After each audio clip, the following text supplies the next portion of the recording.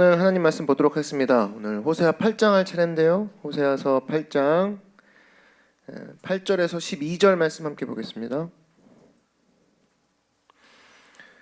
호세아서 8장 8절에서 12절 말씀 제가 봉독하겠습니다. 이스라엘을 이미 삼켰졌은즉 이제 여러 나라 가운데에 있는 것이 즐겨 쓰지 아니하는 그릇 같도다. 그들이 홀로 떨어진 들나귀처럼 아수르로 갔고 에브라임이 값주고 사랑하는 자들을 얻었도다. 그들이 여러 나라에게 값을 주었을지라도 이제 내가 그들을 모으리니 그들은 지도자의 임금이 지어준 짐으로 말미암아 쇠하기 시작하리라. 에브라임은 죄를 위하여 제단을 많이 만들더니 그 제단이 그에게 범죄하게 하는 것이 되었도다. 내가 그를 위하여 내 율법을 만 가지로 기록하였으나 그들은 이상한 것으로 여기도다. 아멘.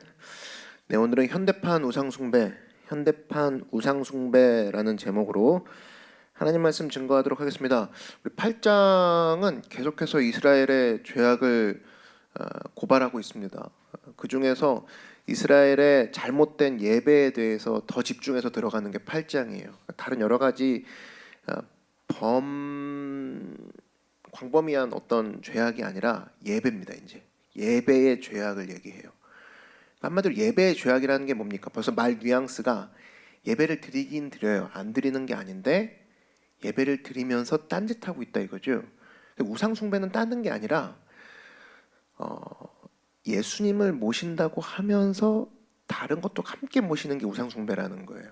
그러니까 오늘 그 내용을 살펴봄으로써 특별히 우리에게 적용했을 때 우리도 그런 행동이 있지 않는가, 또 이것이 있다면 어떻게 우리가 극복해야 될 것인가 붙잡는 시간 갖도록 하겠습니다.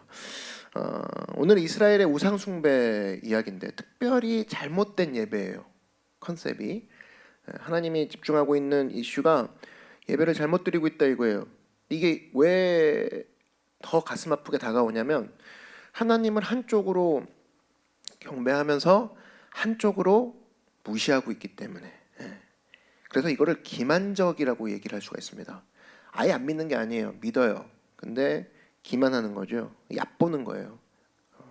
특별히 구약에서 이런 에피소드는 저 앞에도 하나 있죠. 출애굽기에 보면은 이스라엘이 금송아지를 예배합니다. 모세가 시내산에 올라가 있는 동안 그때 금송아지라고 부르면서 예배하지 않았어요. 금송아지를 뭐라고 했냐? 여호와, 우리를 애굽에서 건져낸 여호와. 정확하죠. 우리를 애굽에서 건져낸 여호와 맞잖아요. 근데 대상이 금송아지인 거예요. 그렇게 여호와라고 부르면서 예배했다라는 거예요. 그러나 그렇게 부르고 있어도 엄연한 우상숭배라는 겁니다. 왜?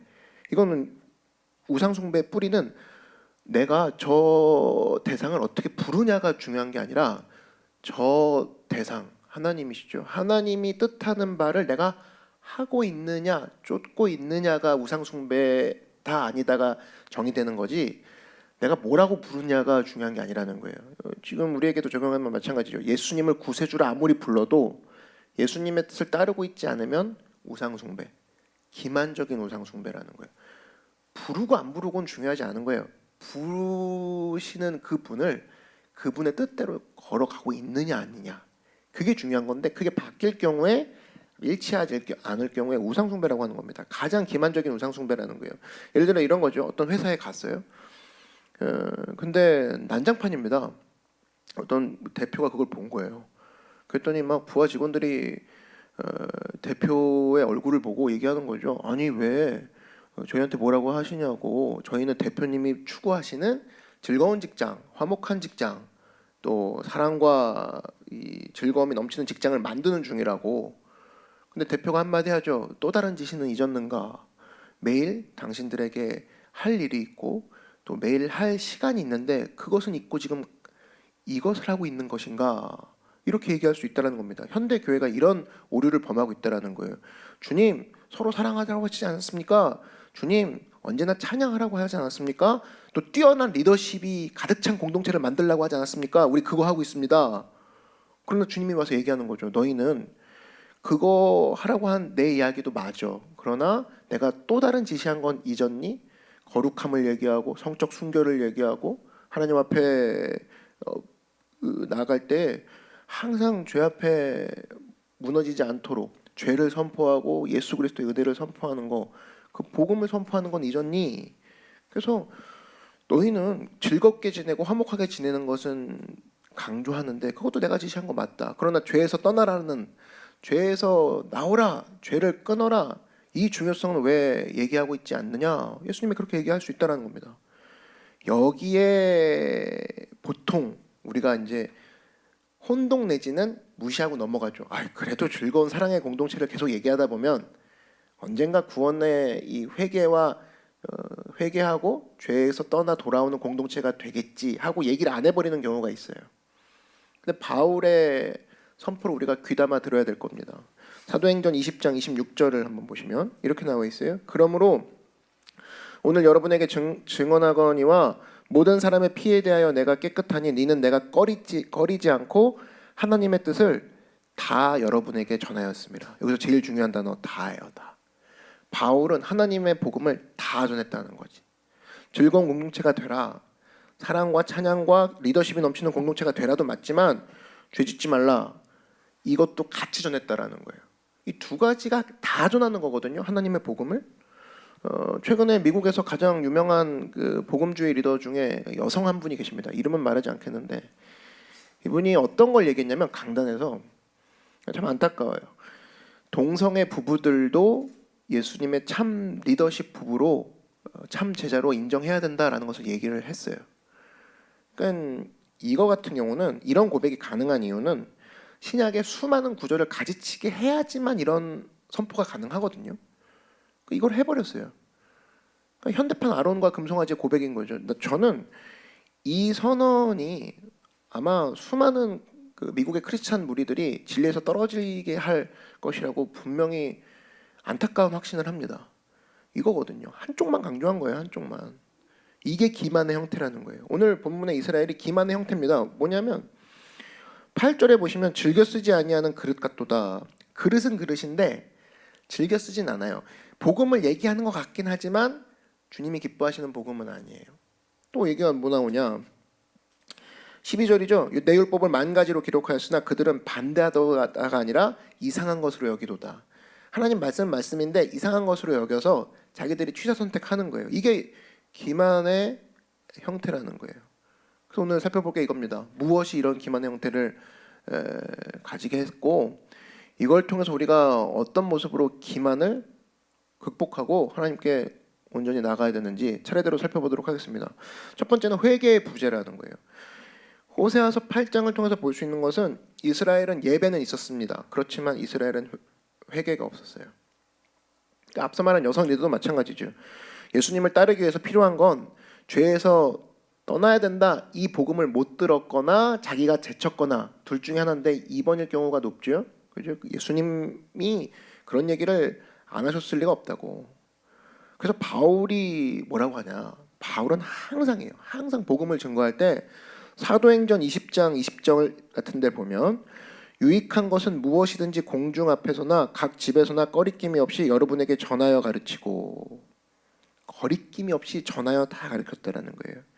유대인과 헬라인들에게 하나님께 대한 회개 먼저 가르쳤다라는 거예요. 우리 주 예수 그리스도께 대한 믿음을 증언한 것이라. 복음의 첫 번째 단계가 뭐라는 거예요? 회개라는 거예요. 회개는 선택이 아니라 필수라는 겁니다. 회개를 먼저 얘기했다라는 거예요. 그리고 나서 구원의 복음에 대해서 얘기했다라는 겁니다. 침례 요한 여러분 보십시오. 침례 요한이 회개하라 얘기하죠. 회개의 침례라고 하죠. 회개의 세례라고 얘기합니다. 세례가 보통 보면 다른 일부 교단은 머리에 뿌리는데 그건 이제 성경의 온전한 성경의 뜻으로 보면은 침례가 맞아요. 완전히 침수한 거 있죠. 침수. 완전히 잠겼다 빠지는 게 맞다고. 그러니까 이게 머리에 뿌리는 건 귀찮아서 그냥 하는 거고 진짜는 완전히 빠졌다 올라와야 되거든요. 그 정도라고. 온전히 담가야 정확한 건데 무엇을 의미하냐면 진정으로 담기지 않고는 예수님과 출발할 수 없다 그 얘기예요. 진정으로 예수님을 아는 정도는 갈 수 없다라는 거예요. 완전히 잠기고 올라와야지만 출발이 가능하다는 겁니다. 그래서 여러분 침례 요한의 메시지가 담겨 있는 사복음서가 구약이에요, 신약이에요? 신약이죠? 신약이라고. 왜냐하면 그의 회개하라라는 그 메시지는 신약의 필요하기 때문이라는 거예요. 신약을 출발하기 위해서 필요한 메시지이기 때문에. 결코 구약에 들어가지 않죠. 마태복음 11장 13절에 모든 선지자와 율법이 예언한 것은 요한까지니 이런 얘기가 나옵니다. 여기서 무릎을 탁 쳤어요. 예수님께서 만약에 모든 선지자와 율법이 예언한 것은 나까지니 예수님까지니 이런 식으로 얘기 안 하셨다고. 뭐라고 하셨어요? 모든 선지자와 율법이 예언한 것은 요한까지라는 거예요. 따라서 완전한 회개하라 와서 침례를 받으라 얘기한 이 침례 요한의 메시지는 신약의 메시지가 출발하기 위한 조건이라는 거예요. 회개 없이는 신약을 출발할 수 없다 이겁니다. 그러니까 회개는 현관이에요. 구원의 현관, 구원의 출입문이라는 겁니다. 그래서 완전하신 예수님께 나아가기 위해서는 반드시 필요한 게 있는데 회개라는 거예요. 이스라엘이 왜 이렇게 호세아 8장까지 왔는데 계속 지지부진하게 발전도 못하고 회개하지 못하고 나갈까? 회개의 부재라니까요. 이스라엘은 예배가 있었어요. 예배 없었지 않았다고. 제사가 있었다고요. 그러나 회개가 없었다고. 지금도 그런 사람 있죠. 뭐 아침에 지금 새벽 예배 드리고 있습니다. 근데 새벽 예배를 몇 년째 드리고 있는데, 그죠? 저녁 때 몇 년째 기도하고 있는데 발전이 없어요. 완전해지지 않아요. 그 이유가 뭐냐? 그럼 그걸 체크해 본다는 겁니다. 나는 예배는 있지만 회개가 없구나. 거기서 발전이 없다라는 거예요. 회개가 없으면 여러분 완전한 대로 나아갈 수 없다라는 겁니다. 히브리서 6장 1절을 보니까 그러므로 우리가 그리스도의 도에 초보를 버리고 죽은 행실을 회개함과 하나님께 대한 신앙과 침례들과 안수와 죽은 자의 부활과 영원한 심판에 관한 교훈들을 다시 닦지 말고 어디로 나아갈지라? 완전한 대로 나아갈지라. 완전한 데가 누구예요? 예수님이시죠. 예수님께 나아가려면 회개 없이는 이 뒤에 거를 진행할 수가 없다니까요. 그러려면 회개해야 된다는 겁니다. 그래서 우리가 보통 회개할 때 이런 표현 많이 쓰죠. 뭐 알고 지은 죄 모르고 지은 죄 있사오니 주여 용서하여 주시옵소서. 그렇다 그러면 알고 지은 죄라도 회개하라 그거예요. 모르고 지은 죄는 뭐 어쩔 수 없다 치차하고 알고 지은 죄는 회개해야 될 거 아니에요. 그죠? 포르노를 아예 끊은 생각이 없다라면 크리스천이 될 수 없다라는 겁니다. 혼전 순결을 지킬 생각이 저한테는 없다 그러면 크리스천이 될 수 없다라는 거예요. 저 같은 경우는 뭐 동성애를 버리지 않겠습니다. 이런 식으로 고집 부리면 크리스천 될 수 없다는 얘기입니다. 탈세? 저는 뭐 가끔 할 생각이에요. 크리스천 될 수 없다는 얘기입니다. 저는 뭐 원한을 버릴 생각이 없습니다. 크리스천 될 수 없다 그 소리예요. 신약의 명령 중에 일부만 취사 선택한다 그러면은 가짜 크리스천을 양산하고 있는 자리에 내가 서 있는 거예요. 그걸 또 누구한테 얘기하겠죠. 야 그냥 동성애 해도 돼. 혼전 순결 그냥 가끔 같이 남자친구 여자친구랑 그냥 뭐 몇 박 며칠 나갔다 오는 거 괜찮지 않아? 뭐 우리도 즐겨야지. 가짜 크리스천이라는 거예요. 그러니까 여러분 신약은 얘기하고 있습니다. 회개 없이는 구원 없다라는 거예요. 회개 없이는 구원 없다. 그럼 우리가 오늘 해야 될 게 뭐냐? 성령님 내가 회개할 수 있도록 구체적으로 취할 행동 한 가지를 오늘 보여주시옵소서. 그죠? 구체적이지 않기 때문에 그게 연결이 안 되는 거잖아요. 하나님 성령께서 나와 함께 하시는 분이라고 하셨는데 내가 오늘 회개할 것이 있다 그러면 구체적으로 그것을 위해서 취할 것이 무엇인지를 보여주십시오. 여러분 기도하십시오. 그래서 내가 그걸 통해 한 걸음 한 걸음 회개의 발걸음을 통해 예수님과의 구원을 온전히 이루는 저와 여러분 되기를 주의 이름으로 축원합니다. 두 번째로 거룩함이라는 거예요. 거룩함이 있어야 된다는 거예요. 기만적인 우상 숭배를 벗어나기 위해서는 거룩함이 있어야 된다는 겁니다. 보통 이제 거룩 얘기하기 시작하면 우리가 보통 조금 이제 의지가 있는 크리스찬들은 노력으로만 생각합니다. 거룩해야지. 뭐 맞아요. 맞는 얘기인데 일단 거룩함의 정의가 먼저 필요하다고 생각합니다. 거룩함에 대해서 성경이 먼저 이렇게 얘기를 해요. 에베소서 1장 4절에 곧 창세전에 그리스도 안에서 우리를 택하사 우리로 사랑 안에서 그 앞에 거룩하고 흠이 없게 하시려고. 여기서 알 수 있는 건 뭐냐? 우리가 무슨 일 하기도 전에 우리를 먼저 선택하신 거죠. 어떻게 선택하신 거예요? 흠이 없게 하신, 흠 없는 존재로 선택하셨다라는 거예요. 그러니까 한마디로 우리가 예수님을 처음 믿은 날과 예수님을 믿은 지 몇 년 된 날이 그 거룩함의 그 정도가 사실은 뭐 조금 더 덜 거룩해졌거나 더 많이 거룩해졌거나 이것을 의미하지 않는다는 겁니다. 우리를 흠없는 존재로 선택하셨기 때문에. 그죠? 그러니까 예를 들면 이런 거예요. 비유하면 이런 거죠. 결혼을 했어요. 근데 내 아내는 저와 결혼하던 결혼식 날보다 지금 살고 있는 이날 더 아내가 된 게 아니에요. 똑같죠? 결혼식 날 맞이한 아내는 지금 살고 있는 아내와 똑같은 아내의 지위예요. 거룩은 지위를 뜻하는 거예요. 지위. 행위가 아니라는 겁니다. 지위라는 거예요. 그러나 거룩은 지위뿐이냐? 다른 측면도 있어요. 예를 들어 아내가 아내 되기 위해서는 그 아내가 옛날 남자와 데이트를 하지 않는 행위가 있어야지. 행위를 끊어버리는 게 필요해요. 그래야 온전한 아내가 될 수 있는 거죠. 그러니까 거룩은 행위기도 하다라는 거예요. 행위. 그래서 사도 베드로가 이런 얘기를 하죠. 베드로전서 1장 14절에서 15절에 너희가 순종하는 자식처럼 전에 알지 못할 때 따르던 너희 사욕을 본받지 말고 오직 너희를 부르신 거룩한 이처럼 너희도 모든 행실에 거룩한 자가 뭐예요? 되라. 행위죠, 행위. 거룩은 지위뿐 아니라 행위기도 한다는 겁니다. 그래서 거룩은 아무 수고 없이 얻은 상태기도 하지만 지위, 동시에 네가 끊어야 되는 노력도 수반해야 되는 행위기도 하더라는 거예요. 두 가지 다 있다라는 거예요. 여기서 많은 설교자들이 오류를 범하는 게 어떤 설교자들은 지위로만 몰고 갑니다. 우린 거룩하대요. 그래서 개인적인 책임은 너한테 일말도 없다라는 거예요. 거룩한 백성이니. 그죠? 네가 잘못한 건 네가 잘못한 게 아니야 뭐 이러고 있고. 또 어떤 사람은 노력으로만 몰고 갑니다. 거룩은 노력해야 돼. 그죠? 네가 노력하지 않으면 오늘도 주 안에서 끊어질 수가 있어. 뭐 이러고 있어요.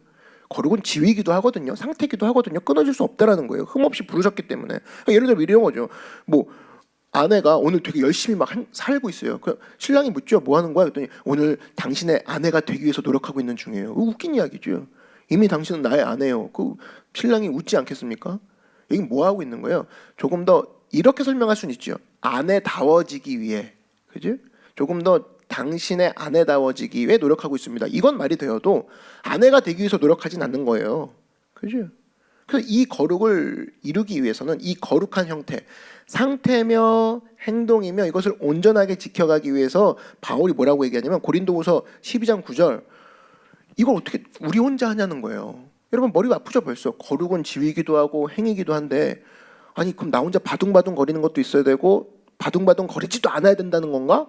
이걸 도대체 어떻게 구별하면서 어떤 식으로 내가 이것을 끌고 갈 것인가? 야 이거 거룩이 뭔가 두 가지 의미는 있지만 이걸 도대체 어떻게 앞으로 해야 되지? 이런 문제에 봉착한 사람도 있을 거라고. 그때 바울이 이런 얘기를 해요. 고린도후서 12장 9절에 나에게 이르시기를 내 은혜가 내게 족하도다. 이는 내 능력이 약한 데서 온전하여짐이니라. 뭐예요?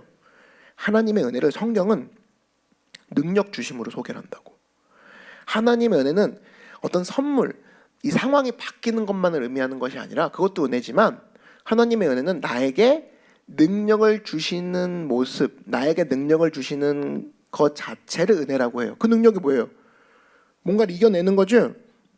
이 거룩이라는 거에 적용한다 그러면 거룩한 삶을 살 수 있도록 능력 주시는 게 은혜라는 거예요. 그죠? 그러니까 이런 은혜 없이는 우리가 거룩해질 수 없고 거룩해질 수 있는 상태를 유지할 수 없다는 겁니다. 뭐가 없이는? 하나님의 은혜 없이는. 보다시피 하나님의 은혜는 능력 주심으로 얘기를 하고 있다는 거예요. 사도 바울뿐일까요? 사도 베드로도 그랬어요. 베드로서 1장 2절에 보니까 하나님과 우리 주 예수를 알므로 은혜와 평강이 너에게 더욱 많을지어다. 그 은혜에 대해서 설명하면서 그의 신기한 능력으로 생명과 경건에 속한 모든 것을 우리에게 주셨으니 이는 자기의 영광과 덕으로서 우리를 부르신 이로 말미암아 이를 알므로 말미암음이라. 뭐예요? 베드로도 마찬가지예요. 하나님의 은혜는 곧 우리가 이런 거룩한 삶을 살게 해주시는 능력으로 온다라는 거예요. 그러니까 은혜가 능력이다 그 얘기예요. 은혜는 능력이다.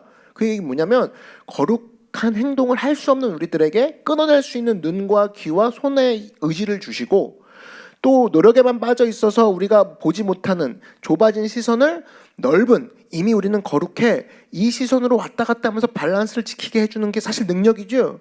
그러니까 운전도 보면은 운전 잘하는 사람의 특징이 뭐예요? 시야가 넓다 그러죠. 그렇다고 시야만 넓으니까 그 안에 있는 그 앞에 있는 계기판의 상태도 보는 거죠. 시야도 좁기도 하지만 자세하다는 표현이 맞겠죠. 시야가 자세하기도 하지만 동시에 넓게도 본다고. 백미러도 보면서 안에 차 안의 상태도 보면서 같이 간다고. 근데 이거는 운전 잘하는 능력인데 마찬가지예요. 거룩도 우리가 드라이브하기 위해서는 하나님의 크신 우리에게 주신 상태이기도 하지 이거는 흠없어 변하지 않아. 그렇지만 난 또 노력을 하는데 이 노력을 어떻게 할 것인가? 어느 부분을 주님이 지시해 줄 것인가? 이건 주님이 주시는 능력으로 되는구나. 내가 걱정할 게 아니구나. 이것이 왔다 갔다 하면서 예쁘게 갈 수 있기 위해서는 하나님이 주신 은혜 이퀄 능력, 그 능력으로만 가능하다는 겁니다. 그렇다면 우리가 해야 될 게 뭐냐? 오늘 우리가 이 아침에 구해야 될 게 은혜를 구해야 된다는 거예요. 하나님, 내가 거룩하게 살 수 있도록 주의 백성답게, 주의 신부답게, 주의 자녀답게 살 수 있는 능력을 은혜를 주시옵소서. 그 은혜를 찾으시기 바랍니다. 그게 바로 기만적인 우상 숭배에서 떠나는 길이라는 거예요. 오늘도 21세기 우상 숭배법 중에 하나가 새로운 우상이 나오는 게 아니라 내가 성경을 부분 취사 선택하는 게 새로운 우상 선택법이에요. 우상 숭배법이에요. 제일 먼저 우리가 해야 될 거, 성경을 1.1획으로 가감하지 말아야 될 것입니다. 이걸 제대로 붙잡기 원하고, 또 하나 거룩하게 살 때 기만적인 우상 숭배에서 벗어나겠죠. 지금 이스라엘은 교제가 없어요. 예배와 교제가 일치되지 않는다고. 그게 불가능했던 이유, 모모답게, 백성답게, 자녀답게, 신부답게, 이런 답게라는 의식이 없었기 때문이라는 겁니다. 근데 그게 가능하게 하는 이유는 주님이 주신 은혜로 말미암아 가능하다라는 거예요. 그래서 여러분, 사실 주님이 주신 은혜로 내가 오늘 하루 거룩하게 하기 위해서 구체적으로 벌여야 될 게 무엇인지 보여주십시오. 맞춰 나가고, 또 그게 되면서 하나님의 거룩한 신부로서 불러주시고 흠없는 존재로 불러주신 상태를 유지하면서 가는 상태가, 이걸 조금 더 쉬운 얘기하면 교제죠. 교제하는 삶으로 이어질 수 있다고. 근데 교제가 되기 위해서 어떻게 해야 돼요? 요한계시록 3장 20절에 보니까 이런 얘기 나오죠. 볼지어다 내가 문 밖에 서서 두드리노니 누구든지 내 음성을 듣고 문을 열면 내가 그에게로 들어가 그와 더불어 먹고 그는 나와 더불어 먹으리라. 여기서 중요한 단어는, 문도 중요하지만 제일 중요한 단어는 뭐예요? 누구든지 내 음성을 듣고 문을 열면. 들어야 문을 열 거 아니에요. 그죠? 아니 예수님이 더 크게 두드려 달라고 얘기할 게 아니라 내 삶의 방 안에서 크게 음악을 틀어놓고 있으면 무슨 소리를 듣냐는 거예요. 그럼 기도해야죠. 주님, 제가 하나님이 두드리시는 그 노크 소리를 듣기 위해서 내가 내 방 안에서 줄여야 될 볼륨이 뭡니까? 그걸 이빠이는 일본 말이죠. 그걸 크게 틀어놓고 나서 하나님 왜 저에게 얘기 안 해주세요? 왜 저한테 다가오지 않으세요? 그러지 말라는 거예요. 줄여놓고 꺼놓고 내가 내 삶의 볼륨에서 꺼야 될 소음이 무엇입니까? 항상 그것을 체크하게 해주십시오. 그거 내 힘으로 되냐는 거예요. 안 돼요. 여러분, 사람의 귀는 익숙해져가지고 처음에 들리는 소리가 있죠. 그것이 계속 들린다고 착각하는 그런 능력도 있습니다. 어떤 일종의 그 환청 같은 건데, 그래서 정확하지가 않아요. 그렇기 때문에 내가 늘 듣던 익숙한 소리는 그게 나중에는 조용히 들린다고. 그런 거 경험하지 않습니까? 그죠? 그렇기 때문에 주님, 오늘 내 삶 속에서 불평의 볼륨, 원망의 볼륨, 내 입에서 툭툭 나오는 어떤 부정의 볼륨 있죠? 꺼져야 될 것들이 뭔지를 알려주십시오. 그죠? 그랬을 때 문을 열면이 가능하다고. 그럼 하나님, 내가 오늘 나에게 들려주시는 그분의 음성을 차단하고 있는 게 무엇인지 내가 알게 하여 주시고 깊이 고민하십시오. 그래서 제거할 능력 달라고 기도하십시오. 제거할 능력이 뭐라고 했어요? 아까 은혜라고 했죠. 하나님, 나에게 그런 은혜 주시옵소서. 이것을 통해 오늘도 기만적인 우상 숭배에서 벗어나 예수님과 온전히 교제함으로 말미암아 하나님의 기뻐하시는 그릇, 또 내 율법을 만 가지로 기록한 주님 앞에 이상한 것으로 여기지 아니하고 즐거움으로 따라가 승리하는 거룩한 주의 백성 되기를 주의 이름으로 축원합니다. 기도하겠습니다. 사랑해 주님 감사합니다. 하나님, 이스라엘은 주님을 예배하고 주님을 섬긴다는 행위는 있었지만 주님을 기만하고 성경을 취사 선택하였으며 그 가운데 교제가 없었습니다. 거룩함이 없었습니다. 오늘 우리가 배웠던 내용과 같이 내가 좋아하는 성경 구절 붙잡고 한쪽으로 쓰러지는 것이 아니라 성경에 얘기하는 모든 부분을 하나님의 복음을 다 받아들이고 이것을 통해 회개함으로 주님 앞에 항상 거룩한 백성답게 서 있는 믿음의 귀한 일꾼들 되게 하여 주시옵소서. 또한 내 삶 속에서 이미 커져 있는 하나님이 기뻐하시지 않는 소음이 무엇인지 그 소음을 끄는 능력을 주시고 끄는 은혜를 주셔서 주님이 기뻐하시는 삶으로 걸어 나아갈 수 있도록 주께서 은혜 부어주시고 역사하여 주시옵소서. 감사드리며 예수님의 이름으로 기도드렸습니다. 아멘.